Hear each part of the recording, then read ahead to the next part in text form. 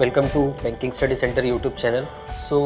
पिछले सेशन में पिछले वीडियो में हम लोगों ने देखा था कि SBI clerk and then RRB group D के एग्ज़ाम्स के बारे में भी इंफॉर्मेशन लिया था, देन एसबीआई पीओ के बारे में भी इंफॉर्मेशन लिया था। अभी FCI food corporation of India का 36,000 प्लस वैकेंसी आने वाला है, तो उसका भी नोटिफिकेशन जो है वो आपको दिसंबर में ही देखने मिलेगा। तो उसी बेसिस पे हम लोगों ने ये वीडियो आपके लिए लाया है ताकि आपको इस एग्ज़ाम्स के बारे में सारी डिटेल्स आपके पास रहे। आगे बढ़ते हम लोग हमारे नेक्स्ट स्लाइड के साथ। यहाँ पे हमारे जो न्यू बैचेस है वो 2 जनवरी से स्टार्ट होने वाले हैं, जिसके डेमो क्लासेस स्टार्ट हो चुके हैं। 2 डेज़ का डेमो क्लास है, आप कभी भी यहाँ के डेमो क्लास ले सकते हैं। उसका टाइमिंग जो है 10 बजे से लेके 1 बजे तक रहेगा, तो आप डेमो क्लास अटेंड कर सकते हैं। इस डेमो क्लास के लिए आप इस नंबर पे कॉल कर सकते हैं या फिर इस नंबर पे कॉल कर सकते हैं या फिर डायरेक्टली एड्रेस पे विजिट भी कर सकते हैं। ओके, डिस्क्रिप्शन में सारा चीज़ें डिटेल्स में दिया गया होगा, आप उसको भी चेक कर सकते हैं। और एक चीज़ है आपके लिए कि 10% डिस्काउंट है 31 दिसंबर से पहले जिनका रजिस्ट्रेशन होता है इस बैचेस में, तो आपको 10% सारे कोर्सेज पे डिस्काउंट दिया जाएगा। आगे बढ़ते हैं हम लोग एग्ज़ाम रिलेटेड जो भी इंफॉर्मेशन है। तो आप यहाँ पे देख रहे हो ओवरव्यू हम लोग देखने वाले हैं एफसीआई के ऑर्गेनाइजेशन का, मतलब एग्ज़ाम का। तो देखो ऑर्गेनाइजेशन कौन सा है, तो फूड कॉरपोरेशन ऑफ इंडिया, ये आपको दिख रहा है क्लियर।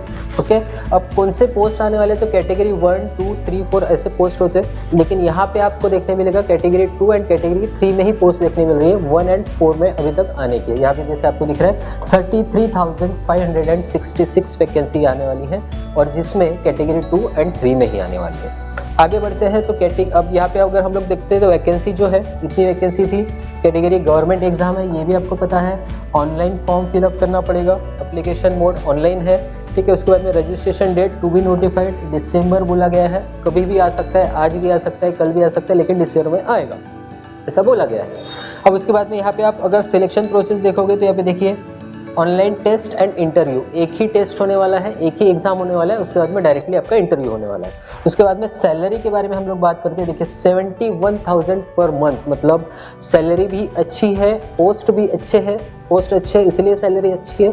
और अक्रॉस इंडिया इसका जॉब लोकेशन रहने वाला है। आप जैसे यहाँ पे देख सकते हैं जॉब लोकेशन अक्रॉस इंडिया, और उसका ऑफिशियल वेबसाइट भी आपको यहाँ पे देखने मिल रही है। देखिए 36,000 वैकेंसी, 36,000 प्लस वैकेंसी आपको सारे के सारे फील्ड के लिए, जैसे हम लोग आगे धीरे धीरे देखेंगे कि कौन से फील्ड के लिए क्या क्या वैकेंसी आने वाली है, कौन कौन इसका फॉर्म भर सकता है। तो आगे देखते हैं हम लोग। तो यहाँ पे देखिए डेट्स दिए गए हैं। अब डेट्स तो आने के, लेकिन यहाँ पे जैसे मैंने बताया था कि दिसंबर 2024 में डेट आने वाली है।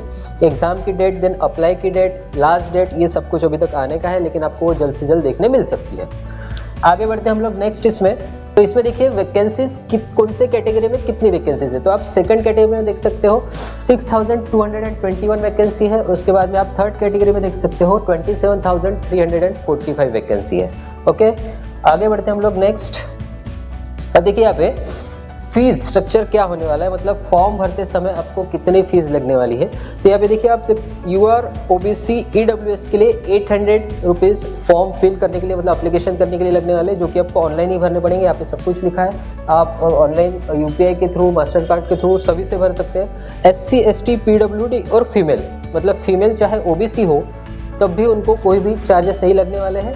फीमेल के लिए कोई भी चार्जेस नहीं रहेंगे, और SC ST PWD के लिए भी कोई भी चार्जेस नहीं रहने वाले हैं। तो ये था हमारा फीस एप्लीकेशन का। उसके बाद में यहाँ पे आते हैं हम लोग सबसे इम्पोर्टेंट चीज़, क्वालिफिकेशन, एजुकेशन क्वालिफिकेशन। तो देखो यहाँ पे पोस्ट दिए गए हैं, कितने पोस्ट, कितने टाइप्स के पोस्ट होते हैं, और उसमें कौन से बच्चे, मतलब कौन सी कैटेगरी एलिजिबल है। तो अभी आप ये देख सकते हो कि जनरल मैनेजर की अगर हम लोग बात करते हैं, मैनेजर जनरल की बात करते हैं, तो यहाँ पे कैंडिडेट को मतलब ग्रेजुएशन रिकॉग्नाइज्ड यूनिवर्सिटी से होना जरूरी है। यहाँ पे आपको लिखा होगा, कहा गया जी यहाँ पे।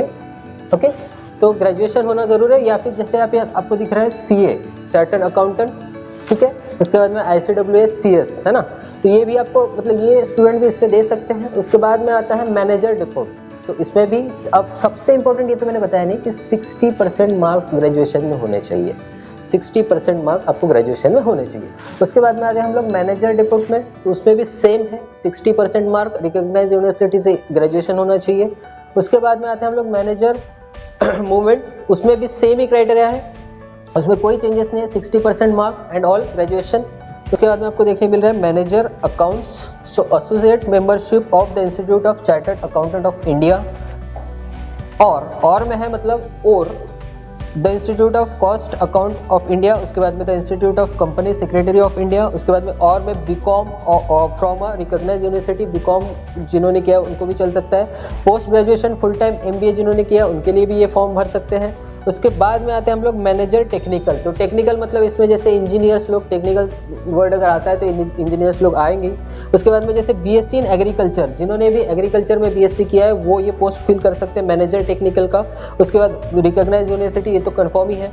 उसके बाद और में देखिए आप बीटेक डिग्री, मतलब बीटेक जिन्होंने किया वो भी ये एग्जाम फॉर्म फिल कर सकते हैं। बीई डिग्री फूड साइंस में करना चाहिए उन्होंने। अब रिकॉग्नाइज्ड यूनिवर्सिटी ये तो आपको पास पहले ही पता है, ओके। उसके बाद में आते हैं हम लोग सिविल इंजीनियरिंग, तो obviously manager civil engineering, civil engineer ही लगेगा उसके लिए। तो अब degree in civil engineer from recognised university, क्योंकि सिविल का काम है, ओके।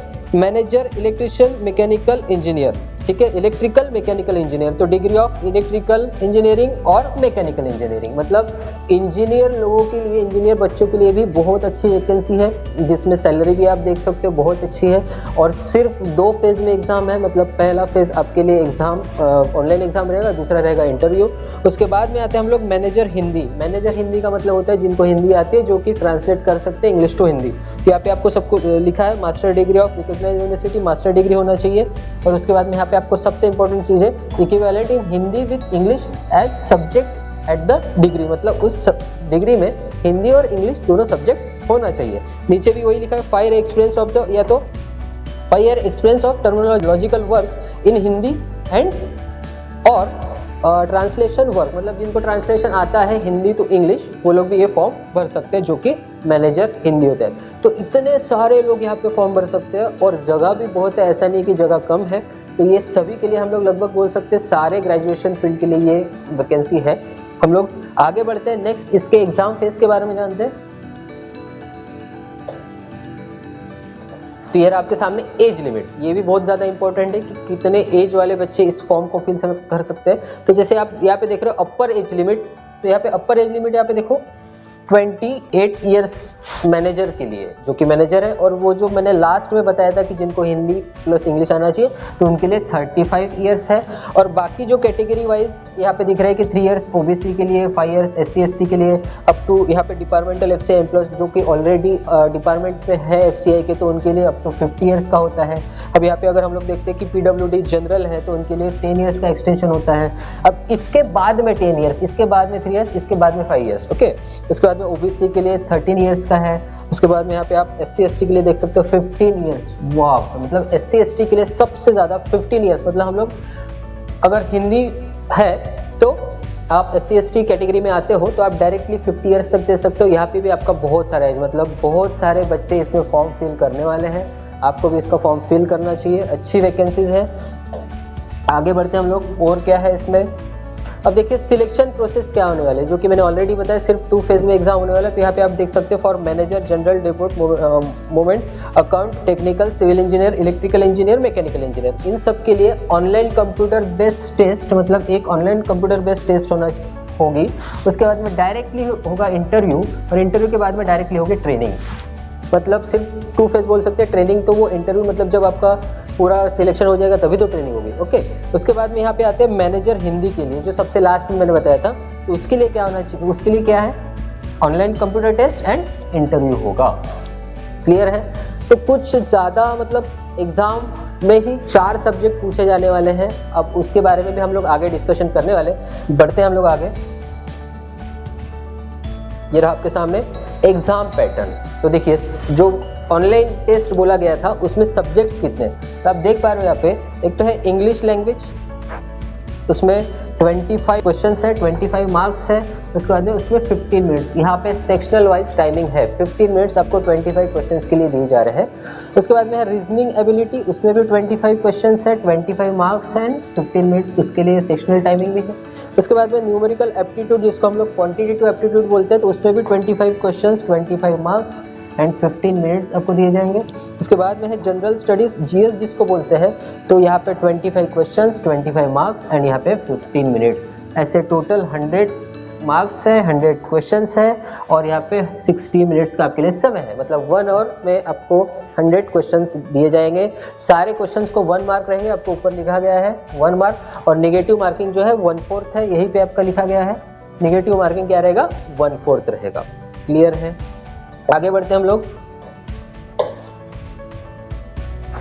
तो ये है आपका सैलरी। सबसे इंपॉर्टेंट चीज कि देखो बेसिक स्केल क्या होता है कि आप यहाँ पे देख पा रहे हो कि बेसिक स्केल जो होता है वो 40,000 होता है, यहाँ पे आपको दिख रहा है। अब सर आपने बताया था 70,000, तो 71,000 जो है बाकी के जो अलाउंस होते हैं, जैसे आप यहाँ पे देख पा रहे हो मतलब सारे अलाउंस है, होम अलाउंस है ना, ग्रेड अलाउंस, जितने भी अलाउंसेस होते हैं, तो ये सब मिला के मतलब लास्ट में आपका होता है 71,000 पर मंथ। अच्छी सैलरी है, जॉब भी अच्छी है, पोस्ट भी अच्छी है। ओके, आगे बढ़ते हैं हम लोग। नेक्स्ट है कट ऑफ। तो ये भी सबसे इंपॉर्टेंट होता है कि लास्ट ईयर का कट ऑफ क्या था, हम लोगों को कितनी पढ़ाई करनी पड़ेगी, किस लेवल से पढ़ाई करनी पड़ेगी। तो आप यहाँ पे देख पा रहे हो कि जनरल कैटेगरी का कट ऑफ था 75, उसके बाद में ओबीसी का कट ऑफ था 72, एससी का कट ऑफ था 65, एसटी का कट ऑफ था 62, और यहाँ पे 72 लास्ट में। सबसे ज़्यादा जो एक्स सर्विसमैन होते हैं, मतलब जो ऑलरेडी एफसीआई में है, या उनके लिए 72 का कट ऑफ लगा था, क्योंकि उनको ऑलरेडी उस डिपार्टमेंट के बारे में नॉलेज होता है, जीएस उनका अच्छा होता है। क्लियर है सभी चीज़ें? तो ये इंफॉर्मेशन बहुत इम्पॉर्टेंट है, बहुत अच्छी वैकेंसी है। आप देख पा रहे हो 36,000 प्लस वैकेंसीज है, और इसमें जल्द से जल्द प्रिपरेशन करना हम लोगों ने स्टार्ट कर देना चाहिए, क्योंकि आपको पता है कि जैसे ही रजिस्ट्रेशन फॉर्म आएगा, तो रजिस्ट्रेशन फॉर्म के बाद में आपको तुरंत ही, ऐसा नहीं होगा कि 1 महीने बाद 2 महीने बाद आप एग्ज़ाम निकल पाओगे। तो फॉर्म आने का वेट मत कीजिए, न्यू बैच ज्वाइन कीजिए, हमारे साथ प्रिपरेशन स्टार्ट कीजिए, या फिर जहाँ पे भी आपको स्टार्ट करना है, घर से स्टार्ट करना है, सेल्फ स्टडी स्टार्ट करना है, जैसे भी स्टार्ट करना है स्टार्ट कर दीजिए। और इस फॉर्म, जैसे ही ये फॉर्म आएगा तो हम लोग आपको नोटिफाई करेंगे, ऐसे ही वीडियो बना के तुरंत आपको जाके नेट कैफे जाके या फिर घर से भी आप फॉर्म फिल कर सकते हैं। सो शुक्रिया, ऐसे ही वीडियो देखने के लिए, ऐसे इन्फॉर्मेशन देखने के लिए हमारे चैनल से हमेशा जुड़ते रहिएगा। धन्यवाद।